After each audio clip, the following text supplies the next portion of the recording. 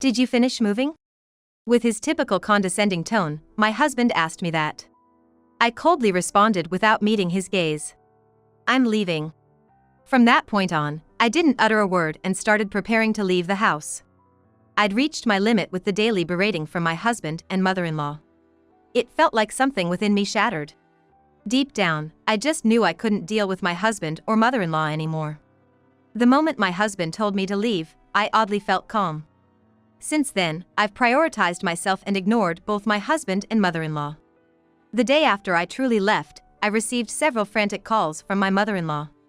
Hello? Who's this? My feigned ignorance left my mother-in-law dumbfounded. From that point on, the nefarious actions of my husband and mother-in-law were exposed, and their lives spiraled into chaos. My name is Catherine. I work part-time at a nearby deli. I married Bob when I was 25 and gave birth to our son, Charlie, at 28.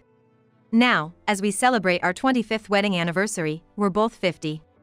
Just recently, Charlie graduated from college and began his life as a working adult. It felt like a weight had been lifted off my shoulders. These 25 years weren't just full of joy, there were hardships and memories from the past that occasionally haunted me. Looking back, I don't think Bob and I were ever that great of a couple. We never thought about divorce, but we did have our fair share of big arguments stemming from little things. We'd clash and then not talk for a while.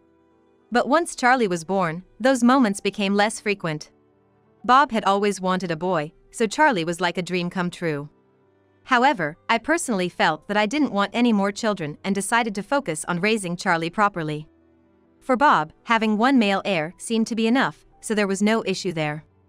Of course, my relationship with Charlie wasn't always smooth. He went through his rebellious phase like most kids, and we had disagreements about his future. But Charlie was always straightforward. He was clear about what he wanted and what he needed to do, and he never hesitated to share his opinions with us. I felt that Charlie should do whatever he wanted, but Bob seemed to have a different idea. Listen up, a man's worth is in his education. I'll never approve if you just finish high school. And if you go to college, it better be a top one, or I ain't paying. With that, Bob tried to force Charlie onto a path he laid out. But Charlie wasn't one to stay quiet. In the end, he clashed with Bob and chose a college with the program he wanted. Despite these issues, Charlie successfully graduated, and that's something to be thankful for. We're both still 50 and looking forward to our second life. Lately, we hadn't been fighting much, and I thought maybe we could have a peaceful time in our later years. But those faint hopes were soon shattered. A visit from my mother-in-law dramatically changed my life. One day, after work, I returned home and strangely found a pair of women's shoes at the entrance. Wondering if we had a visitor, I headed to the living room to find my mother-in-law there. When she realized I was home, she let out an exaggerated sigh.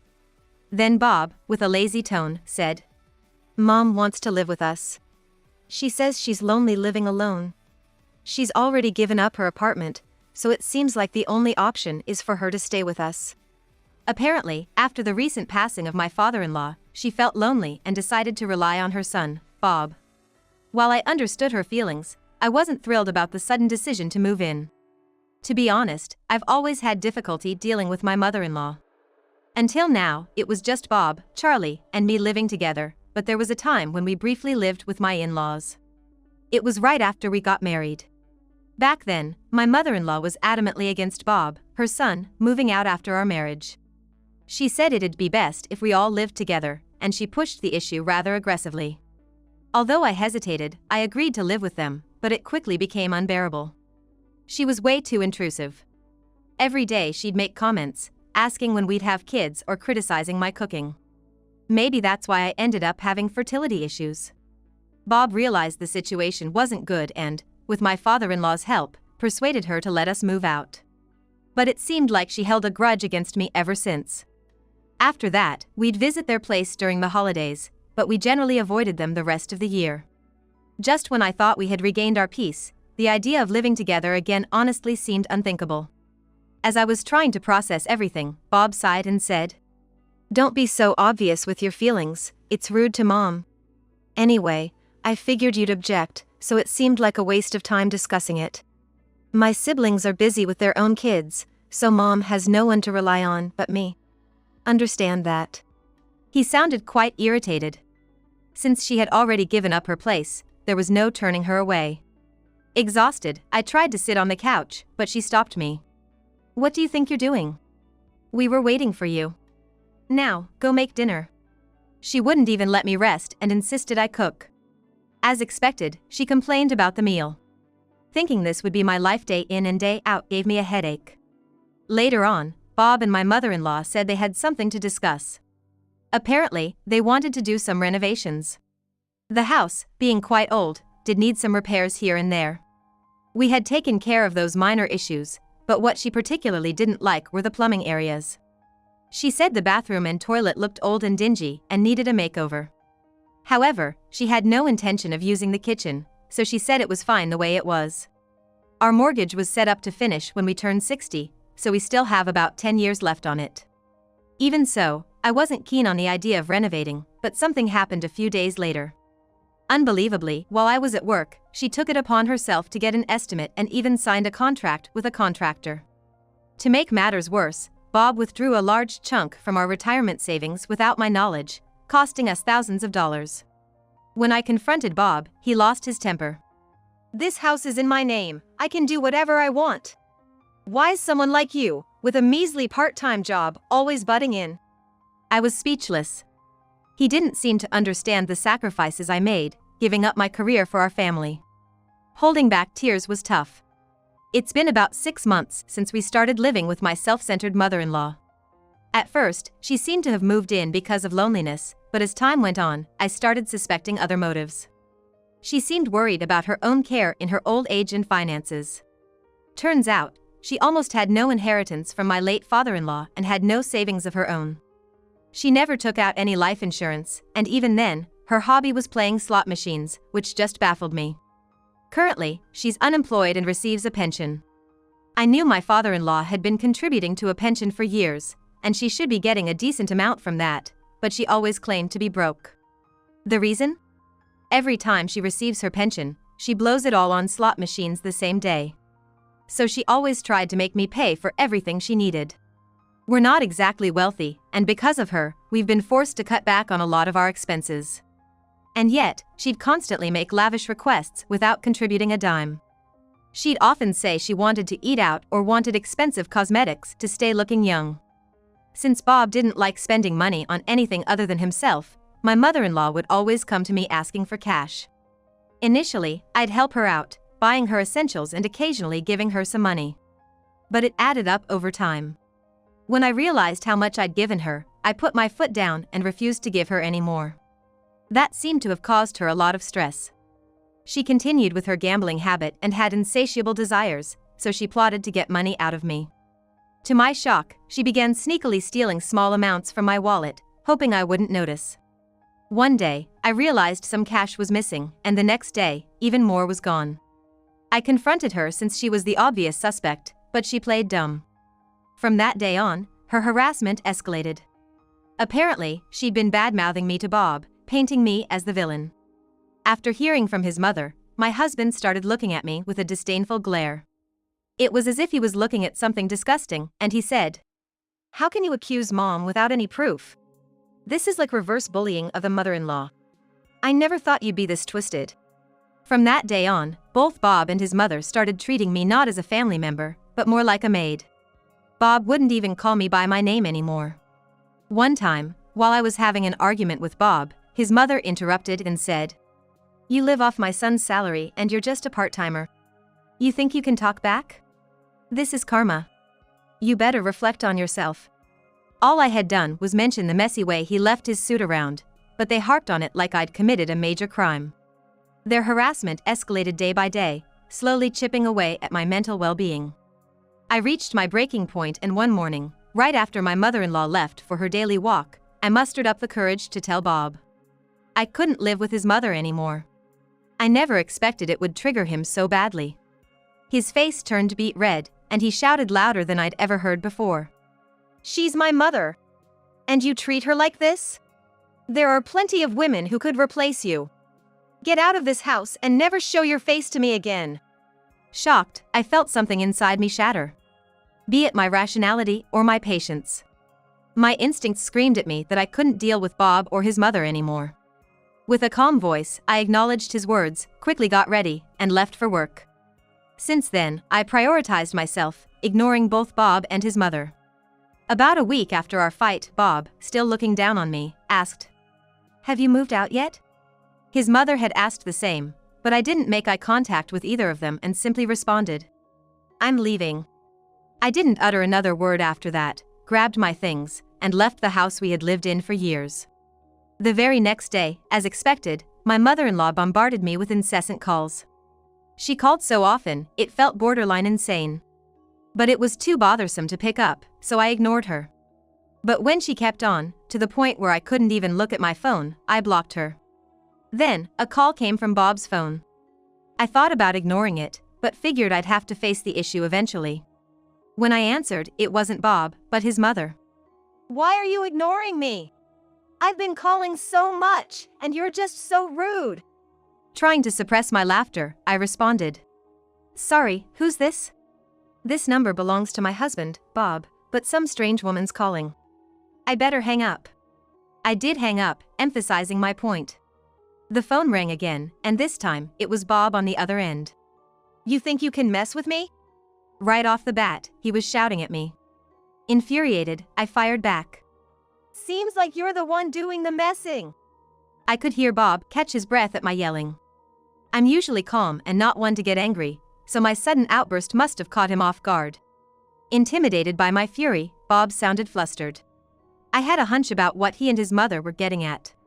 Probably something like, "We didn't really mean for you to leave. Come back.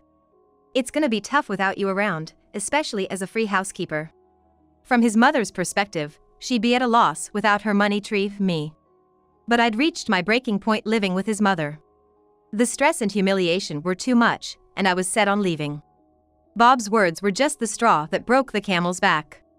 "I have no intention of ever returning to that house. I just can't see myself living with you or your mother any longer. So, let's get a divorce," I declared. After that, I could hear Bob and his mother arguing in the background.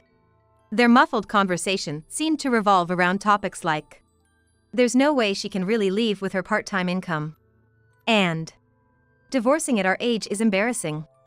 There was no more point in talking to them, it'd just be a waste of time.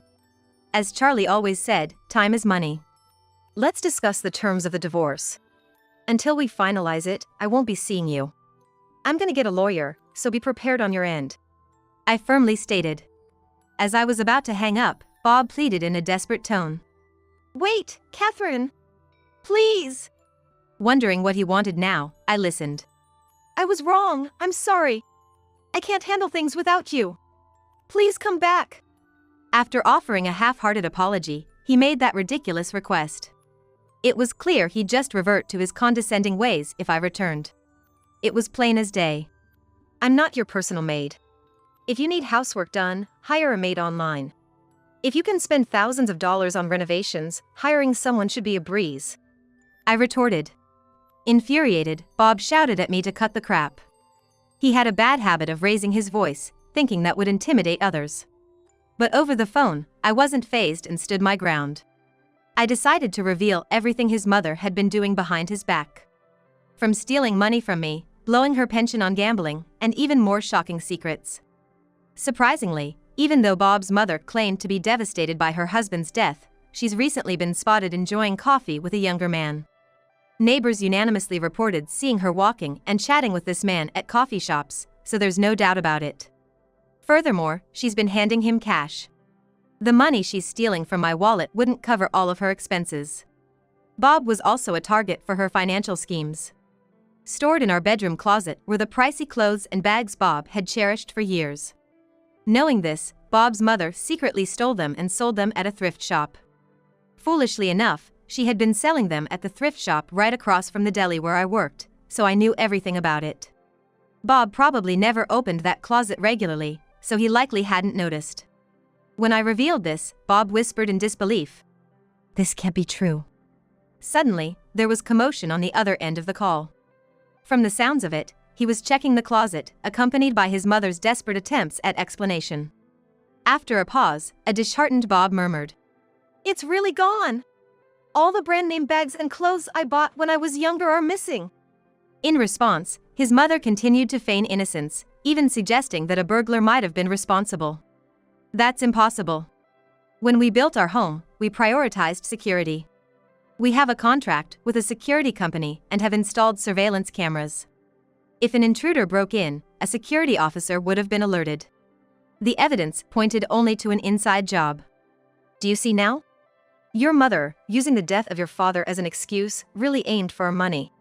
The police can't intervene in these civil matters, so you're gonna have your hands full, huh? I pointed out. Hearing this, I could discern Bob's stifled sobs. He said he would contact again regarding the divorce. I emphasized I was set on divorcing him, but he hung up without responding. Days later, Bob, his mother, and I met at a local diner to discuss further. Bob had mentioned in a text that he was considering the divorce, and I had taken his word for it. Seeing them face to face, both appeared haggard, as though they had lost weight. The receipt from her purse confirmed she had sold Bob's belongings, and he had no choice but to accept the reality. His mother seemed much more subdued than before. She sat there, shrinking into her seat, avoiding eye contact. After a prolonged silence, Bob finally spoke. I found out she's almost out of money. I'm thinking of getting her a place in a public housing project. Of course, I won't be helping her financially. That's fair, right? I didn't agree. My only goal in attending the meeting was to discuss our divorce. Given the direction this conversation was heading, it felt like things were moving towards a reconciliation. I tried to change the course. Do what you want regarding your mother. The only thing I want is a divorce. Nothing else. Seeing as I already regarded Bob as a stranger, I said this with a cold tone. The next moment, his head dropped so low it almost touched the table, and he began to plead. I'm so sorry, Catherine. Please don't divorce me. I promise I'll never make you upset again. I'll repay all the money my mom took from you. Please, I beg you. Despite his feeble pleas, I couldn't feel any sympathy. Bob clearly had no intention of divorcing, and his mother just looked flustered and anxious. If pushing them wasn't working, I thought I might have to use another approach. I sighed and pulled out a photograph from my bag. The moment they saw it, both Bob and his mother's faces turned even paler. It was a picture of Bob walking hand in hand with a young woman. As it turns out, Bob had been having an affair with a coworker behind my back. And this wasn't something recent. It's been going on for over a year. When I first discovered Bob's affair, our son Charlie was still in college. I thought if I filed for divorce then, it might impact Charlie's future, so I kept silent. The other woman was in her late 20s and single, so as long as I kept quiet, it likely wouldn't escalate into a bigger issue. I assumed it was just a fling for Bob since he's much older. I thought that since Charlie would soon be independent, I could overlook the affair. Fortunately, Bob never touched our savings, and I felt dealing with a divorce over an affair now would be too much hassle. However, after the recent stress from my mother-in-law and how Bob treated me, I hit my breaking point. If he didn't agree to the divorce now, I was prepared to play this trump card. It was my last resort and I never thought I'd actually have to use it. For 25 years, I've shared my life with you and never thought of divorce. But seeing the situation now, can't you tell? I've reached my limit. Now that it's come to this, I'll hold you accountable for the affair too. Upon hearing this, Bob began to shake uncontrollably. As I had anticipated, he begged me not to divorce since it was just a fling. His mother also tried to intervene, saying it would shock Charlie. But it was futile. Because I had already told Charlie everything. Bob was stunned to realize that Charlie knew about the situation. At that moment, Charlie, who I had called earlier, joined us. Sitting beside me, he gave Bob and his mother a stern look. After a heavy sigh, he directed a disdainful gaze at Bob. Dad, you've really disappointed me. When I heard about the affair, I was shocked, but what Grandma did was even worse. Hearing that, Bob's mother looked like she was on the verge of tears. Even if she didn't like me, hearing such words from her grandson, Charlie, must have been quite a shock. But Bob, in his pitiful state, became defensive. Hey, this doesn't concern you. After all I've done for you, what's with that attitude? You're getting too big for your britches. In such a manner, using his position as a father, he started to scold Charlie. But Charlie, looking perplexed for a moment and then reflecting, replied, Dad, you never really cared about family, right? Work was always your first love. Mom took care of everything at home, even paid for my high school and college. I always thought you were just someone who lived with us. Bob was left aghast, not expecting such words from his own son. His mother was equally shocked, especially learning that I was the one who financed Charlie's education. It was high time for Bob to realize his irresponsibility. The truth is, ever since he was young, Bob had a terrible habit of wasting money. Much like his mother, who spent lavishly on slot machines and outings with younger men. Like mother, like son, I guess. Even before we were married, I was concerned about this and had been saving for Charlie's education, sacrificing my own desires. While K-12 education is manageable, college in particular can be costly. The reason we didn't have more kids was partly because of this financial strain. Thankfully, Bob took care of the mortgage and utilities. But I managed all the other expenses, including groceries, entertainment, and Charlie's activities. Since Bob never pitched in. With my part-time job earnings and the $300,000 inheritance I received from my parents, I managed to adjust and never faced any economic hardships. I take pride in the fact that I never made Charlie sacrifice anything. At this point, Bob interrupted my narrative. But I did make the payments, didn't I? Making it sound like I had no involvement is wrong. His mother chimed in agreement. It was clear that they were both self-centered, but I continued to state my case. To start with, I also contributed to our living expenses, and I was the one who managed the funds for Charlie's education. So, you have nothing to brag about. Also, you never gave Charlie even a single cent as a gift or allowance, right? Your husband discreetly gave me money, which I saved for Charlie. They were both left speechless. Charlie then added his voice to support me.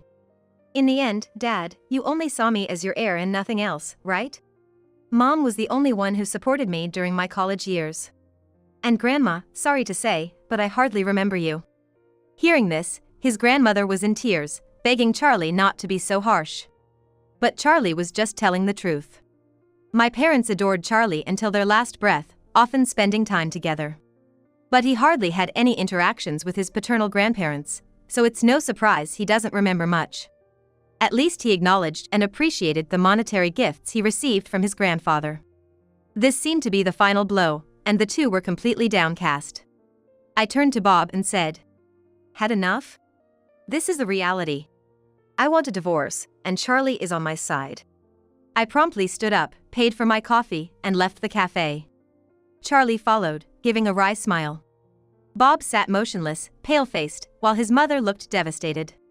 Afterward, I divorced Bob. His affair was exposed at his workplace, leading to his demotion and transfer.